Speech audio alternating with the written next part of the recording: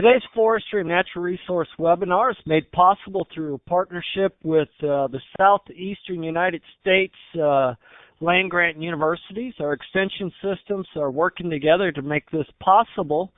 The leads for the series is myself, Robert Barden, Bill Hubbard with our Southern Regional Extension Forestry Program, and Eric Taylor out of AgriLife Extension in Texas.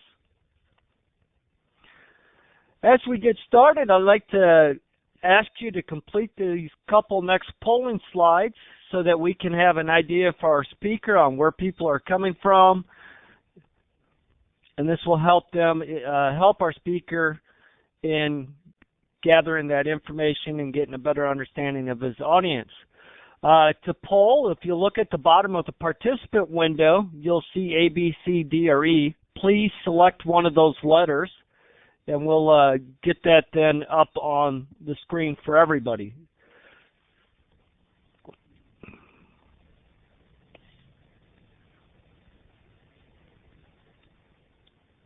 Okay, we're almost there. See if we can get one or two more people to chime in.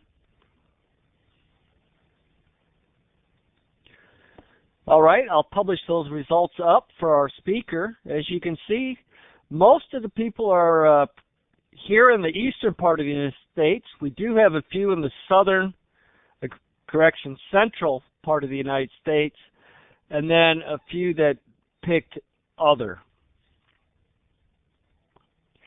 All right, let me clear the results from the last poll. If you'll do it again this time and give our speaker an idea of the type of audience he's talking to.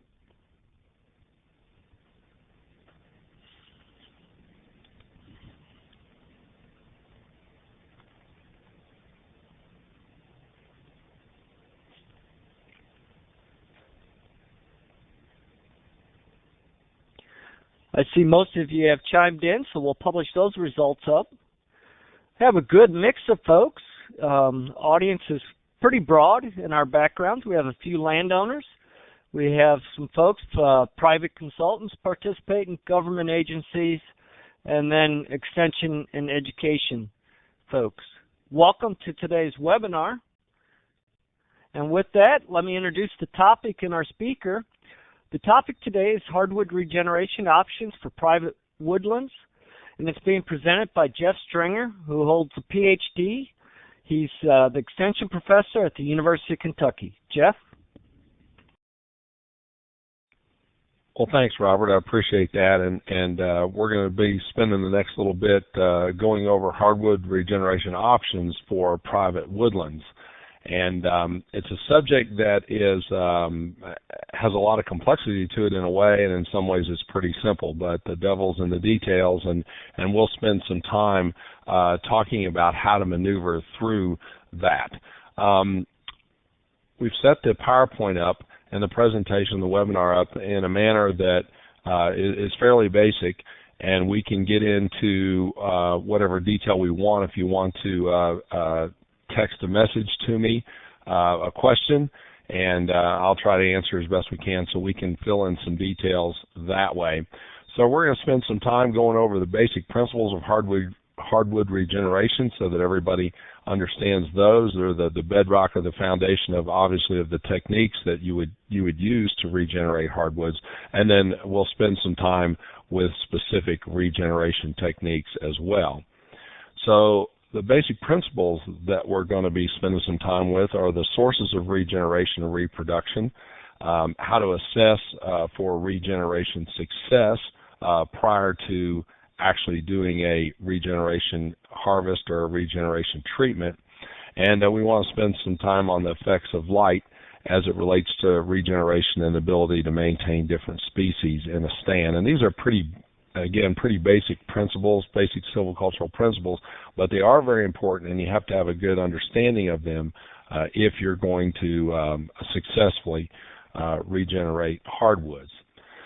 So first of all, let's deal with sources of regeneration, and these are pretty commonsensical. Everybody understands that hardwood trees can come from a number of different sources, and let's think in terms of you've got a native or a naturally occurring hardwood stand and the species is really irrelevant of what it's composed of, but you have a hardwood stand, and you're going to regenerate that stand. And you're going to do this, and we'll talk later about the details of this, but you're going to do this using a number of different techniques, but ultimately you're trying to regenerate a new age class. And that new age class is going to be, and the trees coming, developing in that new age class are coming from one of these different sources that are up on the screen, and we'll spend some time going over a little bit of details of each one of them. And of course, most hardwoods, of course, will sprout from the stump. And that's common. There's very few that won't do that. 99% of them will. And where we have regeneration, or excuse me, when we have trees that are out there that could be maybe non-merchantable and cut down, or maybe otherwise they get torn up during a harvest operation, we can rely upon them to sprout, and that is a significant source of new trees on some sites. Of course, then we have root suckers. There are a few of our trees that will root sucker. We'll talk more about that here in a minute. Advanced regeneration. Advanced regeneration is seedlings and saplings that are present at the time of the regeneration event. So this advanced regeneration is a pool, if you will, of seedlings or saplings that are present before the regeneration event. And we'll show some pictures of that and get some idea of what that looks like and how to assess that. And then, of course, you have material that comes from seed. Now, these seed are either present in the forest floor or deposited directly after regeneration event or treatment. They're blowing in wind-blown seed, that kind of thing, after the treatment, or building up a seed bank in the forest floor directly prior to the regeneration event. Let's talk about stump sprouting for just a minute. There's a common, and this is not a common misconception among foresters, but there's a common misconception from loggers and a lot of times landowners that sprouts make poor trees. Now, that's simply not the case. The nature of the sprout and the size of the stump that it comes from and where it comes from on the stump can contribute to developing a poor tree. But we rely upon stump sprouting. This picture is a young red oak. You can see circled in red the stump, the remnants of the stump that it originally came from. And the tree, the regeneration tree itself, is now much bigger than the original stump. I'll blow that up just a little bit, but this is a case where stump sprouting contributes to making a great tree. And then the regenerating age class, the majority of the root system, as you can see, is placed directly or is directly in the ground and attached directly to the root system, so it's not growing on the side of a stump. So this is a great type of regeneration, very quick growth. We'll talk about that more in a minute. Now, not all trees, of course, will sprout. All of our hardwood species, the vast majority of them will sprout, of course, but not all trees.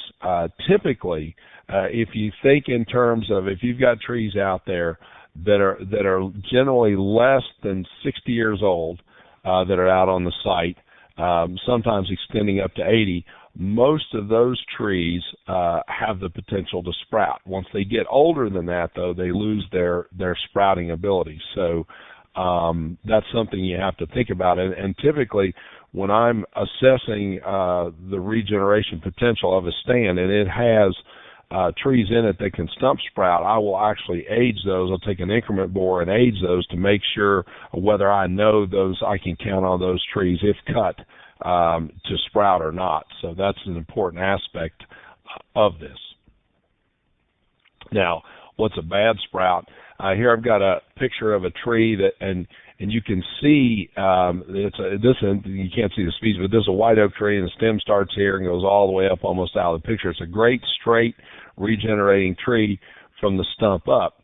But when you look at, close up to the stump, here's what you have. Now I've flipped the photograph around, taken from the other side, but you have a high stump, and that sprout, that suppressed bud that generated that sprout, that stump sprout, came from very high off the tree. And as you can imagine, that that's going to cause you problems. It is in the process of overgrowing. You can see the callus tissue, and I'll highlight that, but you can see the callus tissue right there. That tree is trying to overgrow that stump.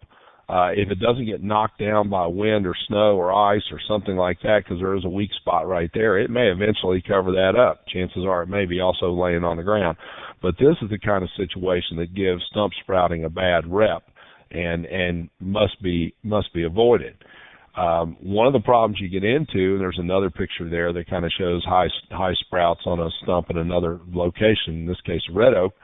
But in logging, if you leave high stumps, it's going to perpetuate this problem, and so that is an issue. Now, high stumps aren't necessarily an issue if you've got a mechanical harvester working, some kind of feller buncher. They can usually get pretty low and will. But chainsaw felling in different places, you can have fairly high stumps. Sometimes the loggers do that on purpose to get away from little butt rot and that kind of thing. And when you're left with that situation, you have the potential for a problem. And I do know of situations where loggers are required to leave a specified stump height, hopefully less than 10 inches in height, somewhere between 10 inches and a foot now, or less than that is required because of this. And that can be done in most contracts and talk to most loggers. I can only think of a few situations where that wouldn't be appropriate, but a lot of times in upland hardwood stands, that certainly is something that could be thought about to help with this problem. And I've also, and some of you may realize this, but you can have these higher suppressed buds that are up on these stumps that can contribute to high sprouting like this could be removed with a prescribed burn. Now, prescribed burning in hardwoods is a dicey issue. There's all kinds of reasons you may not want to do it, but in fact, if you do that, run a ground fire through these areas, it will take care of those live suppressed buds that are causing that high sprouting. You'll be left generally with only buds around the root collar where you can get some very low sprouts. But that's a dicey prescription and operation. Let's talk about advanced regeneration for a minute. These are seedlings and saplings. And generally, we kind of categorize this as saplings going up to 1.5 inches in diameter, and generally over about 1.5 inches or 2 inches in diameter up, we consider those potential stump sprouters, and anything from a foot or 6 inches in height up to that 1.5 inch DBH is considered advanced regeneration. Here you see a picture of a small white oak stem a couple foot tall, and this advanced regeneration, of course, can take the form of everything that's really small, from the white oak that you see in the top left right here, and sometimes that advanced regeneration is very scattered out over the landscape, and then at times, as the lower left shows or lower right shows, you can have an acorn. In this case, it was an acorn crop occur, the very abundant acorn crop, and created a floor of chestnut oak seedlings. Advanced regeneration. Now these are small. They're very small, and we'll talk about this here in a few minutes. The probability of these being able to contribute to a stem in the next regenerating age class is pretty low. We'll cover that. So you can have advanced regeneration that's this size, and then you can have advanced regeneration this size. Now this is northern red oak, and you can see the northern red oak leaves are plain there. You can see the height of the regen, 3, 4, 5 foot, in some cases in that stand, 6 foot tall. Advanced regeneration growing under an overstory, and this size advanced regeneration is something, of course, that you strive for, because it has certainly a higher potential for contributing a tree in the next stand compared to the small material. So if you think about advanced regeneration, you'd like to see that regeneration 3 to 4 foot tall minimum for many species, not all, but for many species. And if you could get it above that, of course, above 4 foot tall, the taller the better, the larger the better, as far as regeneration goes. But at a minimum 3 to 4 foot tall. So that means if you had a stand that was full of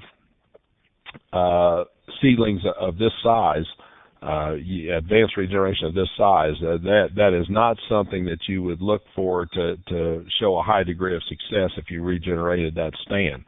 Now there are some species like cherry bark oak, for example, in the south and the bottomlands that can have some fairly small stems that they don't have a lot of competition, and they can respond very well to release. But most upland hardwood species, particularly oaks, will have a hard time regenerating properly when their advanced regen is this size. You'd rather target that, again, 3 to 4 foot minimum height on your advanced regeneration. Of course, that height will also is also an indicator of the vigor of the plant, the size of the root system, and all that kind of thing. So even if this advanced regeneration gets stepped on in a logging operation, gets knocked down, that root system should be vigorous enough to sprout back. Now, the sources of regeneration, every species we've got will sprout from the stump. Some of that stump sprouting is more important for species than others. Some of our species will regenerate very well from seed. Yellow poplar is a good example of that in upland stands. If you have the proper seed bed, and we'll talk about that here in a minute, you're going to get seeding in from yellow poplar. Of course, yellow poplar will also stump sprout. You notice that the advanced regeneration check here is left off of yellow poplar because typically you don't have advanced regeneration, those 2 and 3 and 4 and 5 foot tall yellow poplar stems in stands to count on to regenerate. So the primary source of regeneration for yellow poplar is seed, either stored in the forest floor or deposited directly after a harvest or a regeneration event. Typically, yellow poplar will store seed 3 to 7 years worth of seed in the forest floor. We call that a seed bank, and you can generally count on that to contribute to trees in the next stand. And oak, advanced regeneration is also important for oak, and so is stump sprouting. And oak really requires one of those things to be in place. Either you've got material that's large enough, trees that's large enough to sprout from stump, or you've got advanced regeneration pool that you can count on. So there are lists out there of all the major species we have, upland or hardwood species, in the eastern U.S., and the type of seed and whether they come primarily from seed or advanced regeneration stumps or that kind of thing. So that kind of information is well known, and foresters have a good handle on that and what's needed from the species in their area. Now, let's talk a little bit more about the potential for success of these different types of reproduction. Now, this graph right here is developed. It says oak regeneration potential, but in actuality, this could work for any species, starting from seed and then going to a stump that could potentially sprout. So what you've got here is a probability that would indicate that. Going from a poor probability of generating a regenerating stem to an excellent probability. Stump sprouts give you the best probability of generating a tree in the next regenerating age class, followed by large size advanced regeneration. That stuff that's over 4 to 1.5 inches in diameter, and then going downhill and finally get to the seed. And this was developed for oak, but in fact you could use it for, this diagram works for anything. Now let me say this real quick. Generally, when we're trying to predict what type of reproduction will be successful in regeneration, what we're referring to here is what type of reproduction here, what reproductive type here will give you a dominant or codominant tree at crown closure in the next regenerating age class. Now, I'll repeat that in kind of a different way. Which of these sources of regeneration is going to give you trees that are occupying the main canopy in a forest that's regenerating, a new age class that's regenerating, once that canopy is actually closed? So you get past the first several years where you have brambles and briars and all that kind of thing, and you get to a point where trees have established themselves. It's established a main canopy that may be 15, 20, or 25 foot off of the ground, and what trees at that time are dominants and codominants or main canopy trees. And where did they come from? Was there a possibility that, or excuse me, was there a high probability? Obviously, they've come from a stump, and that's probably pretty good. And then with things like coming from an acorn or a very small seedling at the time of the regeneration cut, the probability that these sources of reproduction would make a high quality or a dominant or codominant stem in the regenerating age class is pretty low. And so this holds true, this fact, if you will, holds true for every species. All right, now, so if we got a probability line here of producing a new tree in the next forest, the next regenerating forest, you've got probability from low to high. Again, you've got a gradient there, and it goes from stump sprouters down to things that come from seed, and this is in effect for every species. Now let's put some species together. So here we have yellow poplar up here, and of course we have oak down here. Pick your favorite oak species. And our probability line runs from low to high. So on high site indices sites, so these are good sites, fairly moist in nature, site index 75 and up for upland oak, for those who are familiar with that.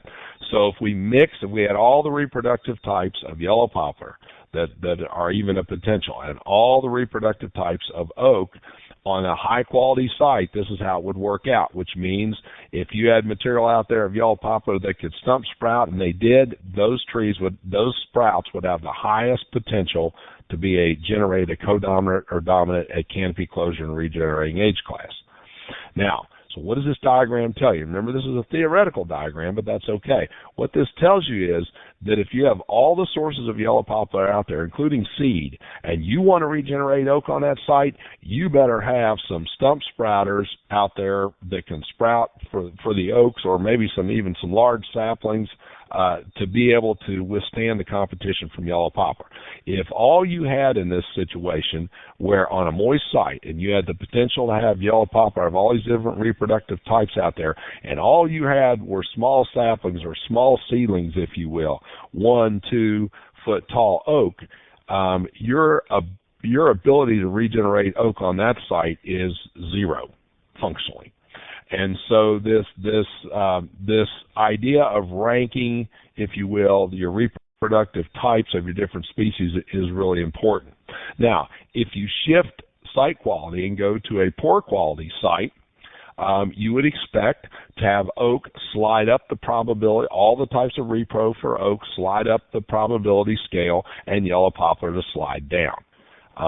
And so you could imagine what this would look. We could generate this type of a diagram, putting all the species on there that you've got to mess with or you've got to deal with in a stand. It would be quite confusing looking, but in fact, you would be able to start to predict what's going to happen regen-wise by knowing the probability of this. And we do have those foresters.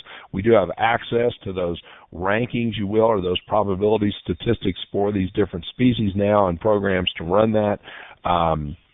And we have so we can put our plot data in there and go out and assess a stand prior to regeneration event. We can assess the different types of reproductive types that are out there. Do you have material that will stump sprout? What are the size of advanced regeneration?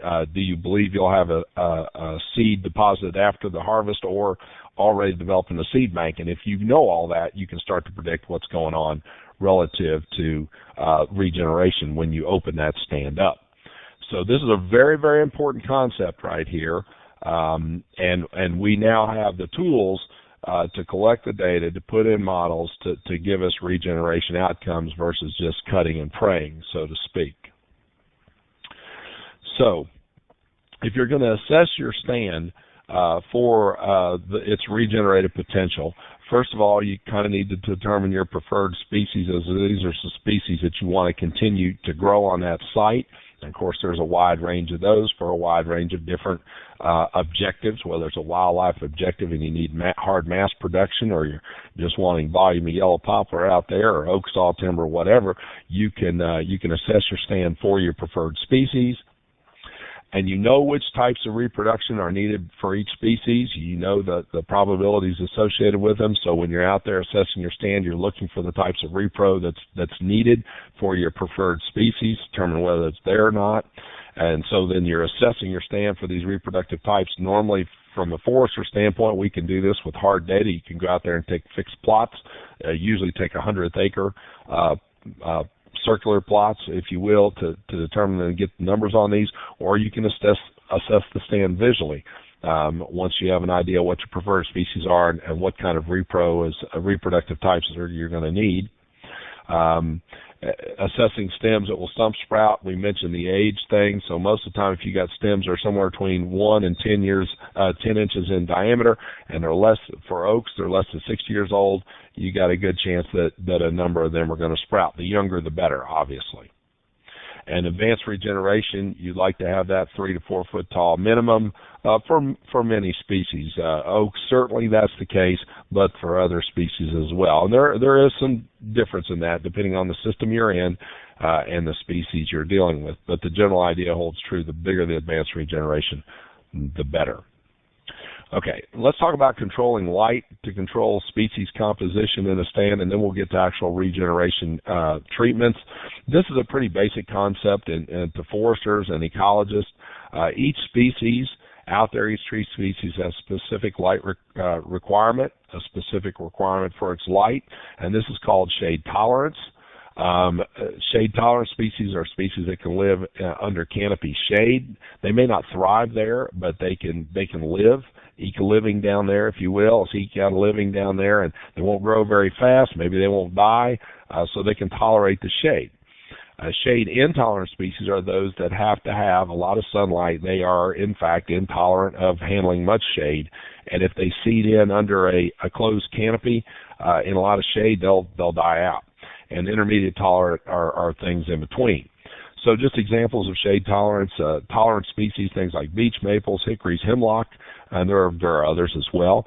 Beech and maples tend to be pretty important in a lot of, especially a lot of upland hardwood stands as contributing, as building up advanced regeneration stems and pole-sized stems under closed canopies. Intolerant species, yellow poplar, black walnut, black cherry cottonwood, and there are a list of a host of others, obviously. And then there are things, the one that's missing here is our intermediate shade tolerant. Oaks, ash, for example, are generally classified as intermediate shade tolerance. They cannot live under deep shade. They can live under partial shade. And the bottom line is you can use this shade tolerance to your advantage, and foresters do this. That's one of the basic principles of you have to know in silviculture is your shade tolerance, because you can use this tolerance of different light types to your advantage. And under intact canopies, you have low, generally speaking, on a lot of sites. Particularly the higher quality of the site, the more this is true. If you have intact canopies, you have low levels of light, and if you perpetuate that, you're going to grow shade tolerance. Okay. If you open the canopy up, then you increase your light levels getting down the forest floor where the regeneration starts. And when you do that, if you're allowed to open them up, then you'll increase the number of shade intolerants that have the capability to grow there. And so this is a basic principle. Now, the details of this is a little bit more complicated, but the principle is pretty straightforward. So the bottom line is you can use light to control the species that are going to regenerate. So here you've got sunlight up above, and in that direct sunlight, the main canopy trees might be shade intolerant trees like yellow poplar, for example, or moderately shade tolerant trees, or intermediate shade tolerant trees like oaks, commanding the overstory.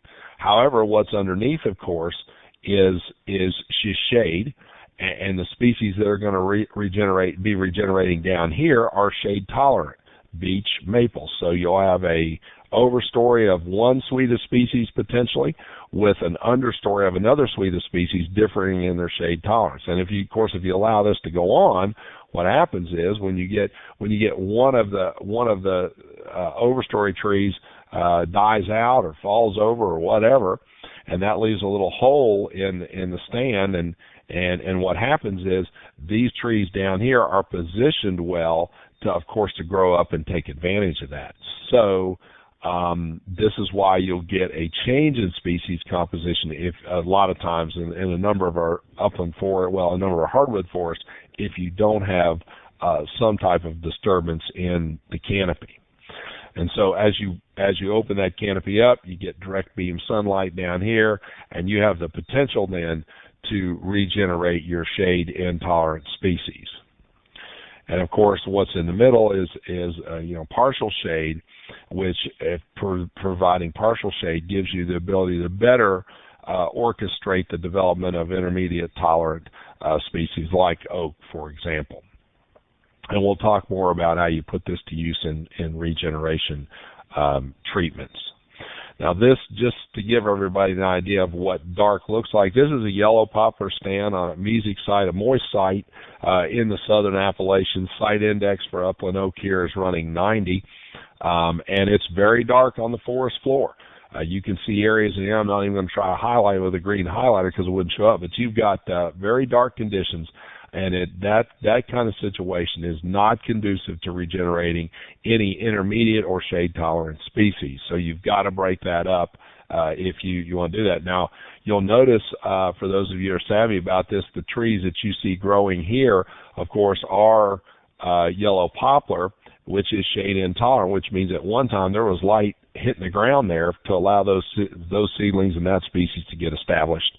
And so, but of course, what they've done is they've established themselves and they're generating shade underneath, and their yellow poplar is not, of course, regenerating underneath. This is what an intermediate amount of light looks like, where you have dappled sunlight hitting the forest floor. You see in the background there, this is a research plot to give us intermediate amount of light, but you see in the background that understory there, very dark on the ground underneath that. So an intermediate amount of light then would be something that's has dappled direct beam radiation like this in an overall increase in diffuse lighting. And that's good for intermediate shade tolerant species. So let's talk about regeneration techniques and a few of the details, and some of these we'll skip because they're pretty obvious and widely understood. You know, if you're trying to grow shade intolerance, you need species, you've got to have open canopies, clear cuts, large or patch, doesn't really matter. Seed tree, group openings, and 2-age are all types of treatments that can yield a significant amounts of sunlight on the ground that then relates to the ability to develop shade-intolerant species. Now, what's good to note about this is that some people worry that, well, you'll get rid of, if you do this, you decrease your diversity because you get rid of all your shade-tolerant species, and that's just not true. You can't. It's hard to get rid of those. You're always going to have those species, beech and maple, that are able to regenerate themselves even under this kind of condition. You just decrease the amount of them. Shade-tolerant species are generally, not always, but generally regenerating using individual tree selection. And this is done when you have trees that are like beech and maple, for example, that have the ability to grow up in the understory. You can run individual tree selection in there. It's a very intensive system to actually run. It sounds simple, but it is quite intensive, and it needs a lot of stands. Usually need a lot of prep work in order to get different size and age classes developed in these stands and do this properly. So it's not necessarily an easy thing to do. And then intermediate shade tolerant species, traditional shelter woods are designed to do that. And then we've got something we call an oak shelter woods specifically to assist with the oak. At clear cut, the entire stand is open to full sunlight.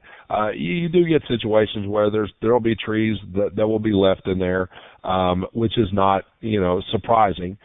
You do have to watch the number of those, though. If you get too many of them, you wind up in trouble. This is just another couple examples here of this is in southern Appalachia, where you have clear cuts and hardwood stands spaced out there along that tract.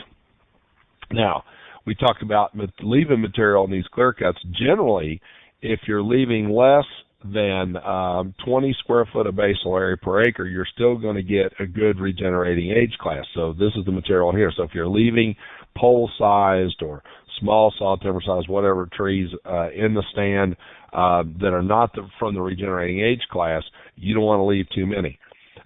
Generally 10 to 20 square foot of basal area is all you want to leave. And for those who aren't familiar with basal areas, it's just simply the cross-sectional area of a tree at breast height, 4.5 foot off the ground.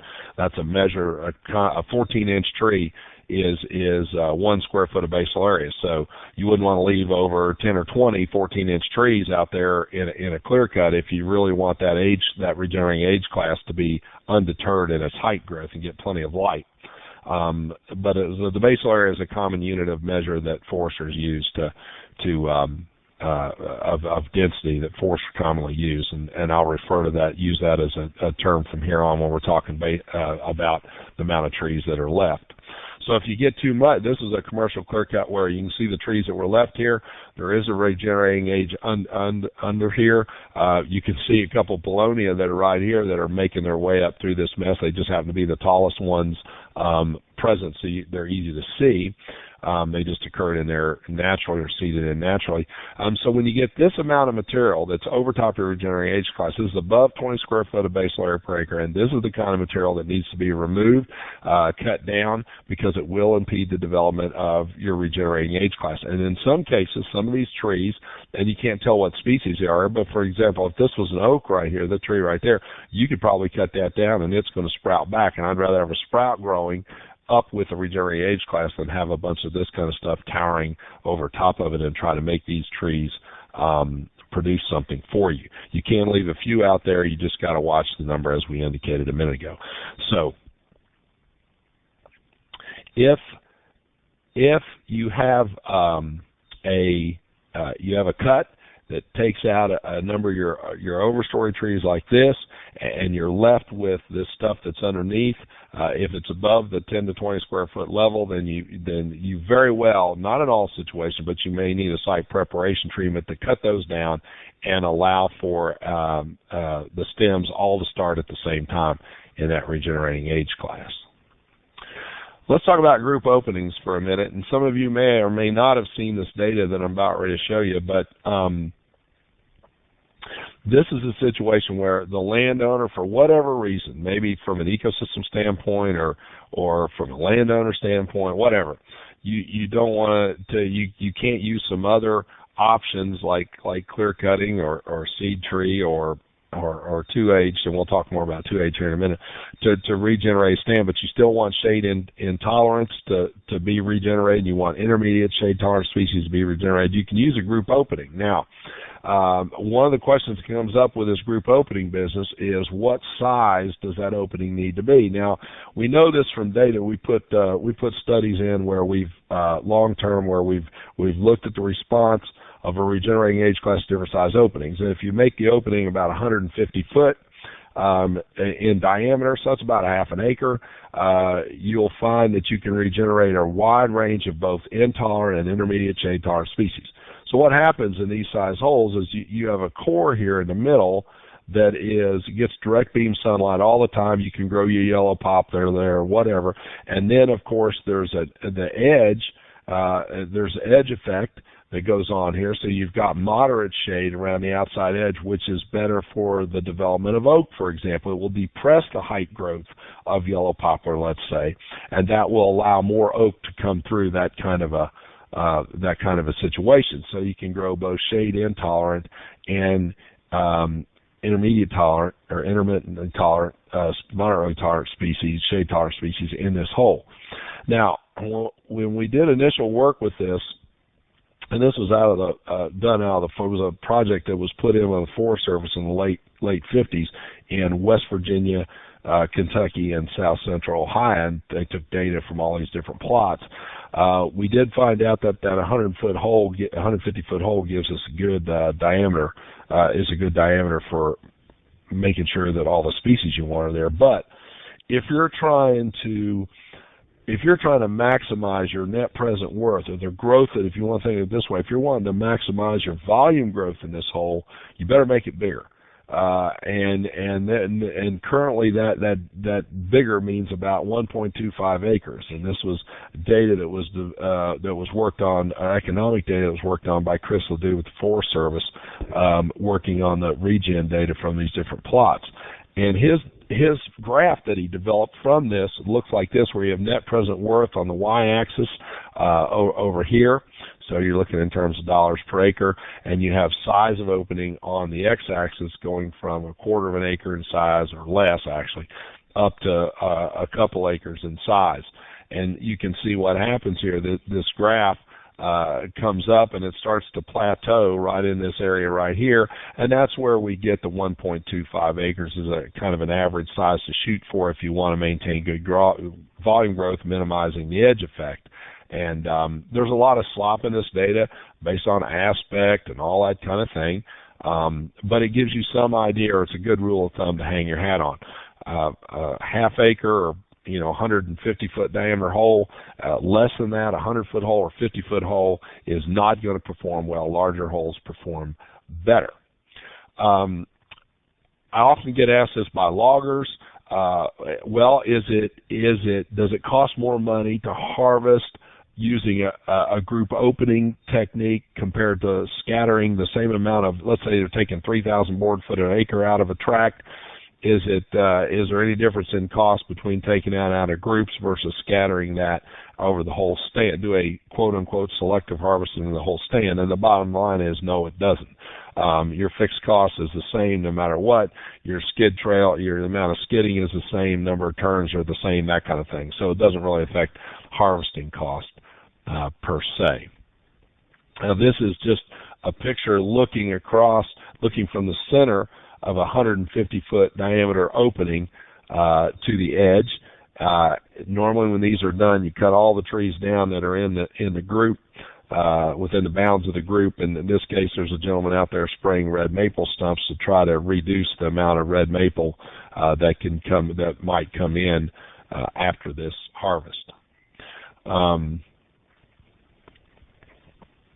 There's a question that's come in about, and the question is, doesn't the opening size, the relationship depend upon the relative market value of the intolerant and intermediate shade-tolerant species? And yes, it does. And this data, and I'll go back to here, this data was developed from plots that were over a wide geographical range, as I indicated before, and more or less oak dominated, but not exclusively by any means. There were a number of plots that were on more music sites. So this was an average based on typical hardwood composition for upland stands in that part of the country. Southern Alps, Cumberland Plateau, and then the areas surrounding those physiographic regions, Ridge and Valley, and that kind of thing. So you're right. If your shade intolerant species were the more valuable they are, of course, relative to shade intolerant species or intermediate tolerant species, then that would shift this diagram. So that is a fact. That's a good question. And that can occur. Okay, let's talk for a minute about 2-age deferment harvest. Sometimes this is a 2-age stand is generally developed initially by a deferment harvest. In this case, you've got a diagram of it there of a stand that looks somewhat like a seed tree in a way. Those standing trees are not left to produce seed. That usually we target probably between 10 and 15 square foot of basal area per acre to be left as standing trees. These are called, in this system, are called reserve trees, and they are left there they're not left there to produce seed for the next regenerating age class. They're not really doing any sheltering. However, the number of them is low enough to where you're still getting direct sunlight on the ground, and then it functions like a clear cut. These trees are left because either visually it's a better thing to do, it's aesthetically more appealing than a clear cut. You want to produce high-quality stems of high-quality stems in the midst of a regenerating age class. You can do that if you know how to select these trees properly. We've been working with this system for about 20 years now. We have good guidelines on how to do that to make sure that you mark the trees that will survive wind throw and logging damage, all that kind of thing, as well as grow in value pretty significantly. Now, what helps us with stem quality in this is, one, is selecting the right tree so they're not going to epichromtic branch from their exposure to the sunlight. But you have to remember that in this scenario with this low basal area of that 10 or 15 square foot, that regenerating age class is going to pile on height growth really fast, and it will grow up and shade those logs, the lower 15, 16, 17 foot of those trees pretty quickly, and so you get shade back on them as well. So this 2H system is one. It's an alternative to clear cutting, let's say, or it's a type of regeneration treatment that can regenerate intolerance and intermediate tolerant species as well. And you have to pick your reserve trees correctly, so you're looking for trees that have good crown balance, that are usually dominants or co-dominants in the stand, have good crown balance, and meet your other objectives. In this case, the left is a red oak, the one on the right is a white oak. They have good crown balance. They have good stem qualities relating to timber, and they're selected in topographic positions that allow them to maintain themselves. So you can use this system quite effectively if you need to. And there are publications on all this. Now, shelterwood, a traditional shelterwood generally requires 2 cuts. Your first cut is going to leave roughly about 50% of the overstory basal area intact. Generally, we take those stands down to about 45 to 65 square foot of basal area. That is enough light that it does start height growth development of a regenerating age class. That height growth development is allowed to occur until it gets pretty substantial, and then the overstory trees are removed in order to allow that age class to go ahead and develop unobstructed. So this is a traditional shelterwood. Now, one of the problems you have with a traditional shelterwood, though, is the fact that sometimes it is difficult to be able to do 2 cuts within 10 or 15 years to have enough economic value there to do that. And then other times, a big problem is you don't have the advanced regeneration pool or the stump sprouters of intermediate quality species in order to do the treatment at all. Just putting more light on the ground or putting an intermediate amount of light on the ground like you're doing here isn't going to magically create oak seedlings. They have to be there to start with, and then you can use this system to culture them. So this has been one of the biggest problems with running a shelterwood system is this issue of not having the advanced regeneration to start with. Now we'll kind of finish up with this what's called an oak shelterwood system, where it's a similar kind of concept. What you're trying to do is to increase the growth and development of very low vigor oak seedlings down on the ground, maybe 1 or 2 foot tall at most. They're living in very deep shade, and this system is designed to get rid of some of that shade. And that is done by removing the midstory. This midstory that was growing right in here has leaf area that's very close to the ground, and that leaf area contributes to a lot to the shade that's right on the ground. And the way I normally explain this is take a unit of leaf area the size of an umbrella. Take an umbrella and put it 80 foot off the ground, and that shadow that's cast by that umbrella will move around, of course, as the sun moves, and the shadow itself is not very dark. There's a lot of diffuse lighting in that shadow. Whereas if you take that same umbrella and put it right down next to the ground, 3 or 4 foot off the ground, that shade's not going to move around. It's always going to be dark. So getting that low leaf area out of that stand gives us a moderate amount of diffused light. And of course, what likes that is our intermediate shade tolerant species like oak. So you get rid of the mid-story like that. Get rid of the mid-story like that, allow this oak regeneration to build itself in height and vigor, and then once you have that, then you can go back and take out some or all the overstory trees and allow that high vigor advanced regeneration to take off in height growth. So that's the oak shelterwood system. Now, of course, each one of these regenerative techniques or systems, group opening, clear cut, shelterwoods, 2H, they all have different amount of sunlight they let in. You're managing sunlight with these, sunlight that gets down the forest floor, and that's going to ultimately dictate the type of species that you're going to get back in. So you can use this basic principle of shade tolerance quite effectively in developing techniques that allow you to properly prescribe for the species or the suite of species that you're after. Now, this is understood by foresters, but sometimes this gives loggers and landowners a little bit of a problem. And that is the idea of mixing regeneration prescriptions within one timber harvesting boundary. This is an actual boundary. It's 32 acres tract that was harvested. We divided that tract up naturally into different stands, and they're delineated here: 1, 2, 3, 4, 5, and 3A. Those are just different stands, and we had a different prescription for regeneration, or a different silviculture prescription for each one of those stands, if you will. In some cases, we put fairly large patch clear cut in other case group openings, sometimes 2Age, and sometimes we cut it all, like 3A is cut everything. And so there's different prescriptions in this one timber harvesting boundary.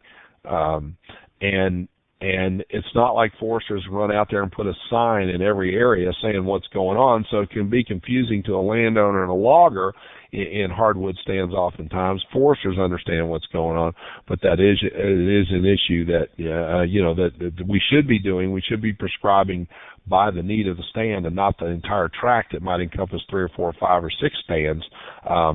Stand delineation is tough sometimes, but in fact silviculture was designed to work at the stand level, and regeneration treatment certainly so as well. So this kind of wraps it up. We've gone over, a wide range of regeneration topics. There's more details. You can get a series of publications dealing with this from different sources. ukforestry.org is our website at the University of Kentucky that has the publications on 2Age and oak shelter wood and that kind of thing in there, and our technical publications if anybody's interested in details. So do we have any questions at this time?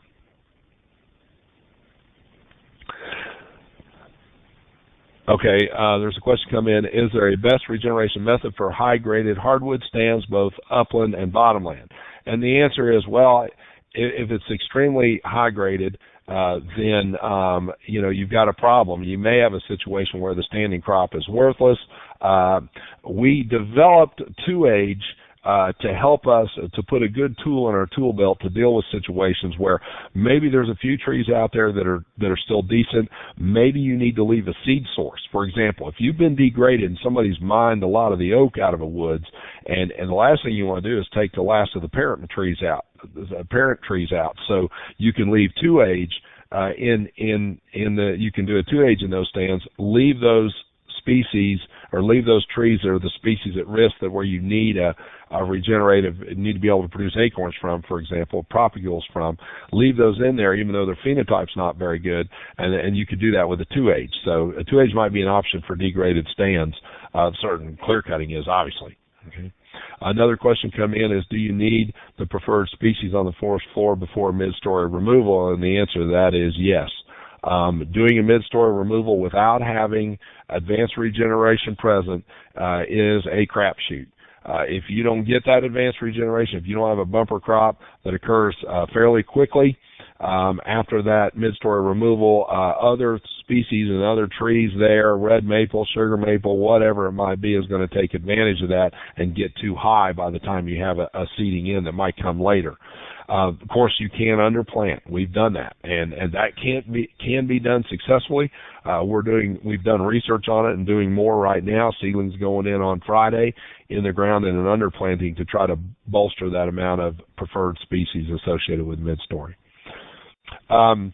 Another question come in is, any suggestions for creating advanced regeneration for oak with feral hogs? Well, that's kind of funny because I wouldn't touch that one with a 10-foot pole, but I will say this.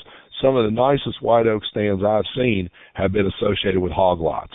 And everybody understands, oak is a species, oak as a genera, and many of the species in that genera, is a species that likes to be abused. It likes disturbance. I think we all know that. Fire, past grazing, all of those things contribute to the oak that we have in the overstory now. And if we wanted to grow some more oak, we'd go back to putting iron furnaces in, burning the landscape, and putting hogs out everywhere, and I bet we'd have more oak. So the bottom line is hogs can actually help. Now, one of the problems we've got is our oak stands, the majority of them regenerated in a lot of places in the east where you had American chestnut in the landscape, and a lot of our species were, a lot of our oak species, you didn't have the pressure on the mast because of that chestnut food there. With oak being the only available hard mast species, you can have a hard time overcoming and developing advanced regeneration. And so when you've got, you may have a wildlife situation that is causing a problem with regeneration. That could be the case of feral hogs or turkeys or deer or whatever. And so that can't happen. And if that's the case, you may never get advanced regeneration established because of acorn predation. So there you're having to look at underplanting, which of course is a costly kind of thing. Jeff, before you move on, we missed Kevin Kaufman's question. And it says, in your deferment cuts, do you plan to come back and harvest the residual trees at some point? Okay, sorry about that. Yeah, those standing trees, normally what you can do, if you get down to the 10 or 15 square foot of basal area, you can leave them there forever. A true 2H system where you're retaining all those trees, you're retaining those trees for second rotation. And the work that we've done is designed specifically to do, that's where the 10 or 15 square foot comes from. If you retain more than that, let's say 20 or 30 square foot, you get the regeneration going. In that case, you've got an irregular shelterwood situation where you are going to remove those trees down the line. But the idea with the 2H system with that 10 or 15 square foot is you can leave them there for, if they will stand there, if they have the longevity to do that, species-wise, from an age standpoint, then you can leave them there the entire time. And we are planning on doing that. We have some of this that's been in 20 and 30, well, 30 is a little stretched, 20 and 25 years now, and with those trees having great veneer quality in them, and we're going to continue, and produce bigger, higher quality veneer logs over time. Do you utilize controlled burning to improve advanced oak regeneration? There's a lot of thought to this. Controlled burning can help it won't remove, if you have serious competition from a mid-story that has big, large perennial root systems developing of maple, let's say, or beech, and you run fire through there and try to deal with those large perennial root systems, you're basically going to, in the short term, make it mad. It'll sprout back, then you'll have worse light problems than you've got. We think a better option is to use herbicide and then potentially use burning as a maintenance tool once you've done that. And there is work going on doing just that. It looks like it's got some promise to it, but you have to be very careful. Just because we did historic landscape burning over a long time, and we look at oak fire as an oak regeneration, as causing oak regeneration, you have to be very careful about using that in these stands. It's a pretty blunt instrument, but it can potentially be used from a maintenance standpoint. Are there any other questions? Well, I appreciate everybody being on the webinar, and if you have specific questions for me, you can email me at stringer, STRINGER, at uky.edu, and I'll be glad to try to answer them for you or give you sources of materials for some of what we've talked about. All right, thanks, Jeff. Before